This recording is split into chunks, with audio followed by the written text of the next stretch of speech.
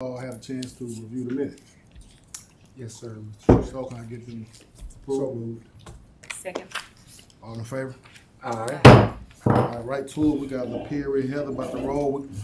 Item agenda number 1, authorize adoption and submission of caper to HUD. Yeah, this is a request for authorization and submission to HUD for our CAPER report, which is our Consolidated Annual Performance Evaluation Report for program year 2022. What this is a report that lists a lot of our who we funded in program year 2022 and their accomplishments within that year. And so we have to submit that to HUD actually this Thursday by 5 p.m. Okay. Yes. So let me ask you this, Mr. Chair. Sure. Yeah, Okay, so when you all submit this to us, could you submit to us who we funded as well as their accomplishments as well? Okay, cool. I'd like to see that. Okay, thank you. Motion to accept. Second. All in favor? Aye. None approved. Item number 2, Heather Hill, authorized to submit the application to the state of Alabama fiscal year 2023 for emergency solution grant funds. This would authorize our office to submit that application for the 2023 Emergency Solutions Grant Program. We had 3 agencies that applied to be a part of the application. That was the Salvation Army with the amount of $130,000, Temporary Emergency Services for $48,000, and Turning Point for $44,000.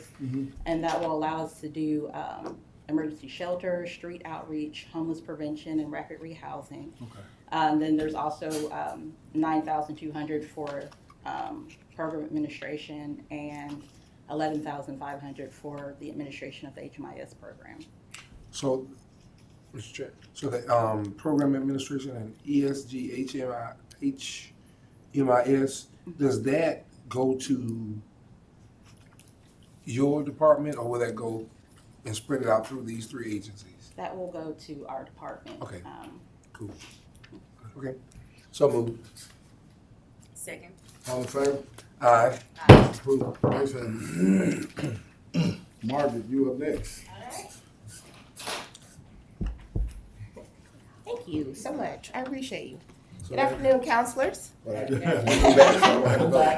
you cool. Welcome back. Welcome Look back. For the last. So today we're going to do what we've always done annually. We're going to talk about our annual action plan. So this year we've chosen the word recharge. We want to reinvigorate our nonprofit communities and reinvigorate our investment in our low-income communities and neighborhoods. Okay. So we're going to do a brief walkthrough of the action plan, the application process. Then we'll talk about our funding and our recommendations for CDBG. Okay. And of course, we'll have our resident home affordable housing guru, Ms. Heather Hill, come up and finish us out with our home recommendations. Okay. Okay, so I'm Margaret Desjarlais. I am one of your community development program managers, and I work with the wonderful Office of Community and Neighborhood Services, where we are dedicated to improve the quality of life for our communities and neighborhoods. Our mission, we want to advance social and economic justice by creating strong, sustainable, and inclusive communities.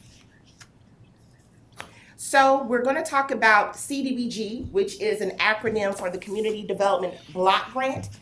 The CDBG grant has 3 national objectives. The first is to benefit low to moderate income people. It is to prevent slums and blight in particular areas, and also to meet urgent needs.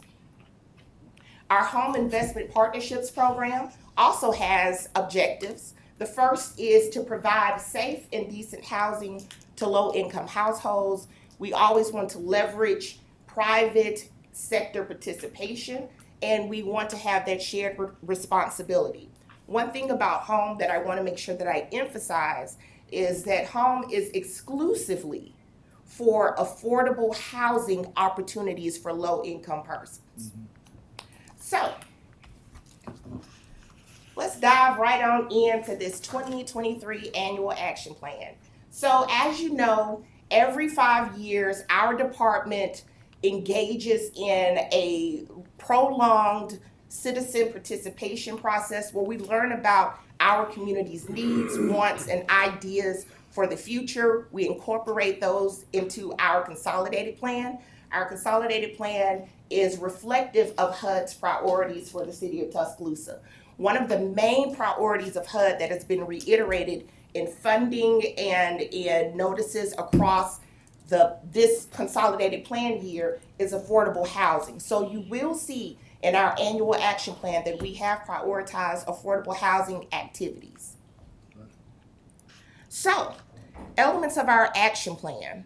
The first element is a competitive application process. We have a limited amount of funds, and that's unfortunate. However, we have instituted a competitive application where we vet applicants and their activities to ensure that they are going to meet the standards that are set forth by HUD. Secondly, we have a holistic organizational overview. We take, in our application process, we look at the activity, its management, the implementation. We look at your outcomes, your performance measurements. We also look at that organization's capacity. We look at their performance under past grants. We also take a deep dive into their financials to ensure that they're fiscally solvent. And finally, we will look at their impact.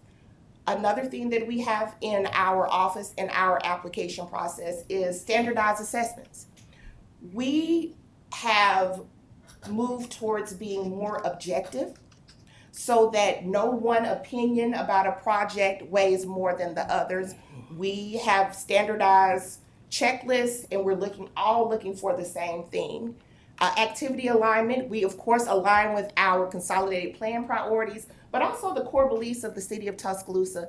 And finally, we want to make sure that everything that we do has an impact, that the outcomes are very important to our granting process. So,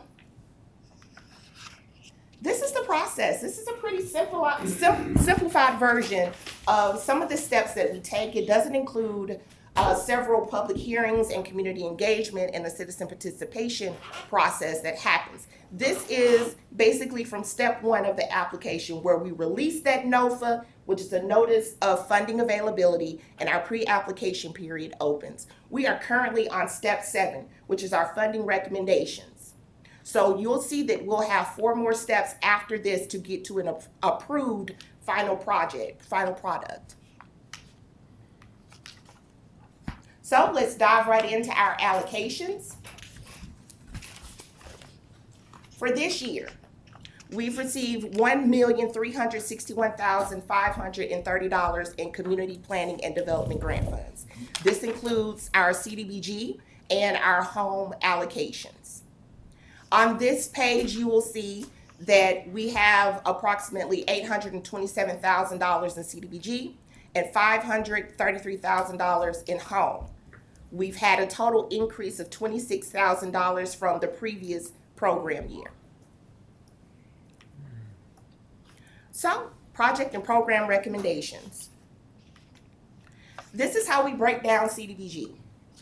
First of all, we take our allocation and then we take the 20% for admin and planning, which includes our environmental reviews, but also our citizen participation plan, our advertising, basic office supplies in the office. We take that, the 20% is $165,531. Next, we will do our Section 108 repayment, which this year will be $101,333.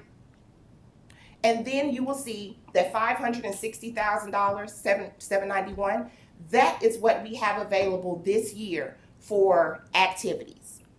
We have a statutory 15% limit. We cannot go over public service activities. That's typically where we're funding our nonprofits. So we only have $124,184.25 to allocate to our wonderful nonprofits, and the rest are used towards what we call bricks and sticks. Yes, sir. So when you say that 560,000 is available, Yes, those are available for activities. Okay. That's all. Okay. So, Bricks and sticks, just elaborate on that a little bit. What what's does bricks and sticks? What does that include? So bricks and sticks, that includes any type of construction or rehabilitation that we wow. will be doing. Yeah. That also includes infrastructure. In past years, we've done water and sewer infrastructure. We've done curbing in support of affordable housing. We have assisted in building community centers. Yeah. We have assisted in building youth centers, and so it's really just Right. what it is, you know. So Section 108, this is an annual payment, and it is for the renovations to the former Jemison Hardware Building, which we now know as the Dinah Washington Cultural Arts Center. This is our administration and planning.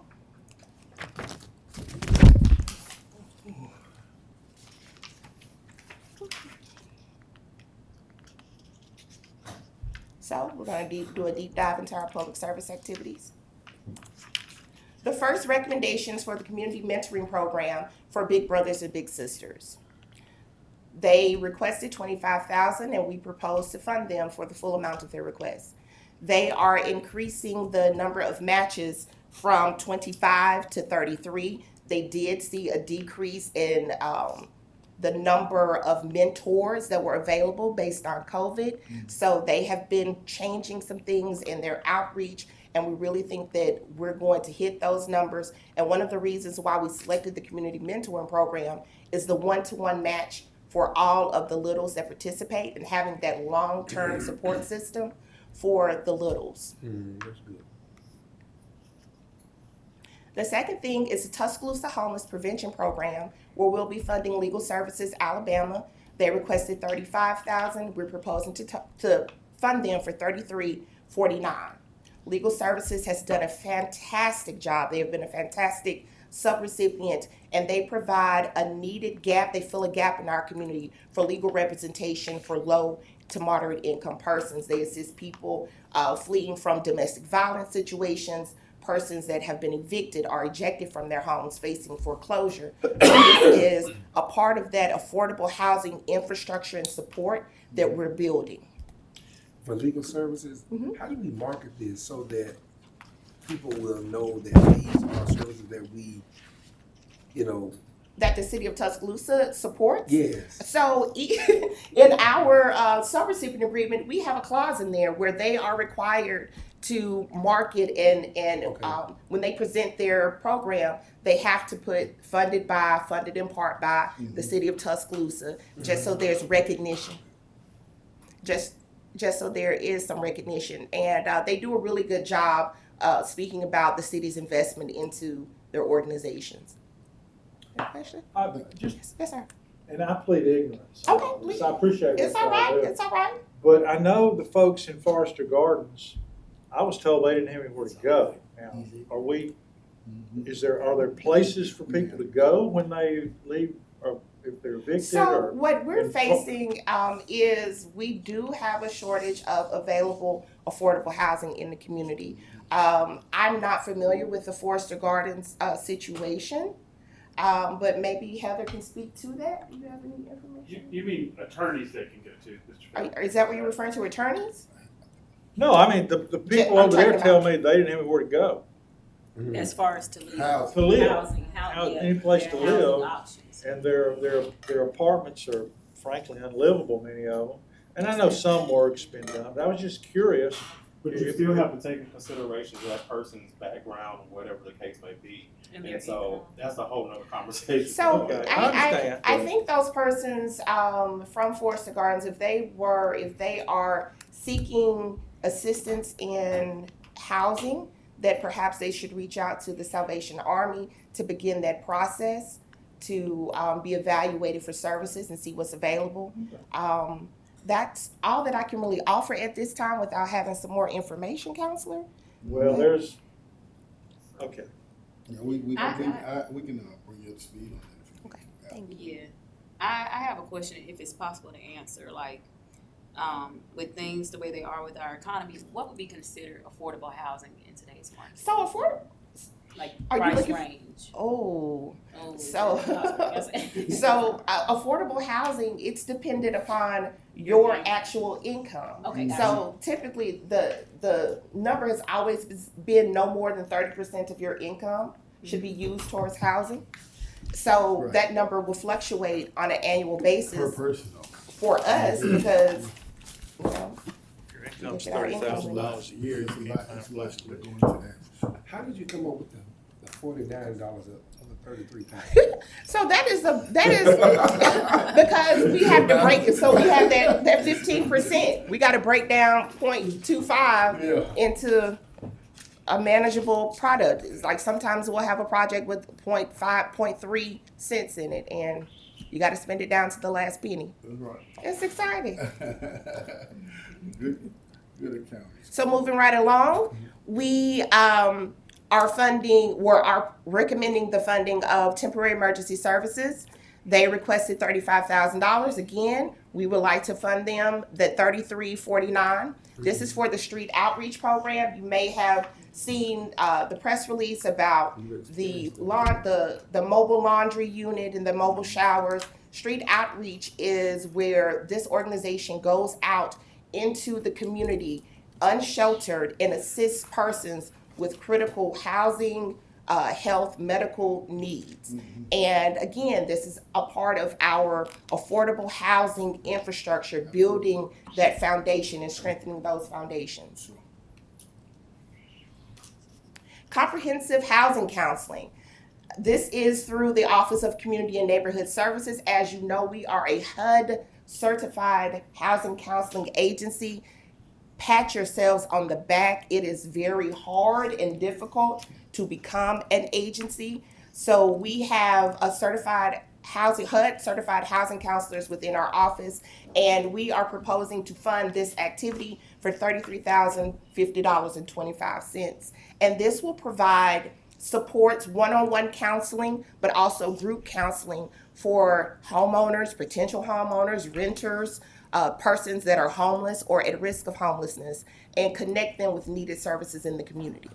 Let the record reflect that we didn't even fully fund our own department, so just let the record reflect, put that on film so people can know that we not showing favoritism to nobody, No. not even us. Right. Yeah, I'm just saying. That's How's the Tuscaloosa Duly City noted. Hall? I'm just saying. Okay, so now we'll talk about our non-public service activities. So we are proposing to fund Let's Paint and Let's Renovate, which is a rehabilitation program, of course, aimed for our low to moderate income friends and neighbors, and this will help support our lead hazard abatement program. The lead hazard abatement program has restrictions where, for instance, you have 4 windows in a building. One of those windows has lead. In that program, you can only fix that one window. This program will support that and allow the rehabilitation of the other 3 windows in that household. That's good. That's good. And these, that's real good. And these opportunities will come where people will be able to first come, first served. It's the application process, yes, So sir. we- But I know people who filled it out did, Yeah. and home look amazing, you know, they needed the help. Right. So- And when does this open up and when does it close? Because most people will want to know, when does it open? When does it close? So at this time, we would not have an official opening date or a closing date. We will announce that at a later community development meeting. And then we So- do advertise after. We do advertise, we do, our strategic communications department has been very instrumental in getting the word for our lead hazard abatement program out, so we will be leaning on them heavily. Yeah, y'all sent us, advertising information yes, for sir. social media last couple years. Yes, sir. So we propose $336,642.75 for this activity. And we are recommending funding the Glens Revitalization Initiative with Community Service Programs of West Alabama. They requested $100,000, and we are proposing to fund them for the full amount of their request. That's good. Very, very, Yes. very, very. For Very those that do not know, the Glens is an older community in West Tuscaloosa. Amen. One of the It is nicest a neighborhoods. place where right. teachers, You know what I mean? Been there. have Yeah, lived. older professionals. Yes, that older have professionals. Teachers and stuff. Yeah. In there. And we're really excited about this partnership. And hopefully, one of the outcomes with this will be able to, again, connect those persons with the resources through Meals on Wheels and other community services that we provide to give that holistic support that we've come to, to need. And how many homes do you think you can repair? We are thinking with this 100,000, we are hoping to get 10 homes out of this. Of course, construction prices, That's huge though. That's, construction prices, but also we want to encourage counselors to reach out to community service programs of West Alabama and perhaps work with them to identify areas in your own district that may be in need of revitalization, and perhaps that's an initiative that everybody can kind of get behind, that reinvestment into our communities. Oh, sure. So at this time, I'm going to turn it over. If you don't have any questions. All right, that's good. I love that. you laid it out. Thank you. I'm going to turn it over to Heather, and she is going to talk about home. All right. Great job. Thank you, Mark. Okay, I'm gonna finish this one out. Okay. So for our 2023 home funding, as you can see, our combination of funding is $639,000.56. That increase, home does have program income that it gets annually. We have some mortgages that have monthly payments.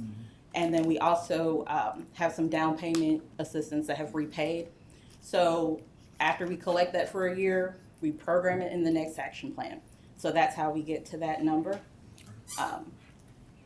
So our administration for home is $53,387.50. We have our CHOTO set aside for about $80,000, and our operating expenses for CHOTO at a little under $27,000.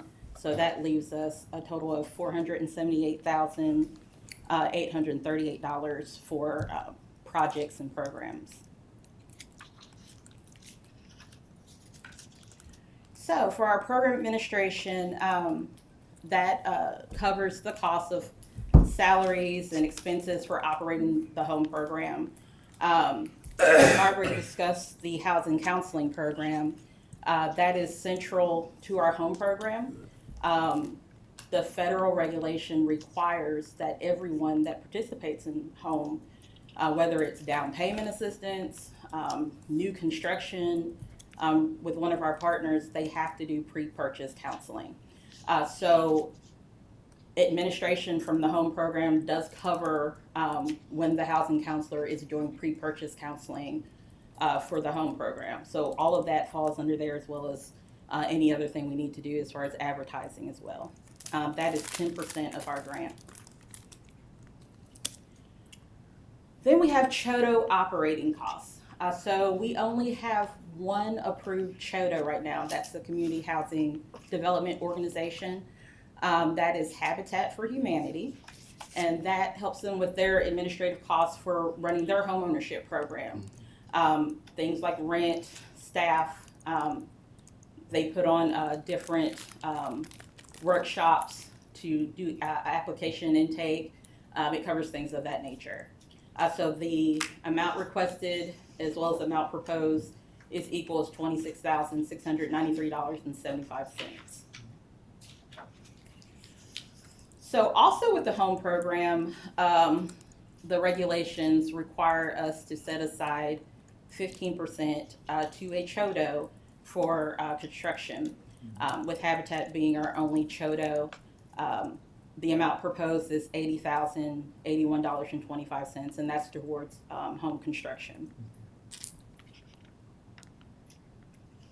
So in addition to the CHOTO set aside, we also are proposing $119,918.75. That will bring Habitat's total proposed allocation to $200,000. And that is for the construction of affordable housing for low to moderate income families. That will probably get us about 2 houses.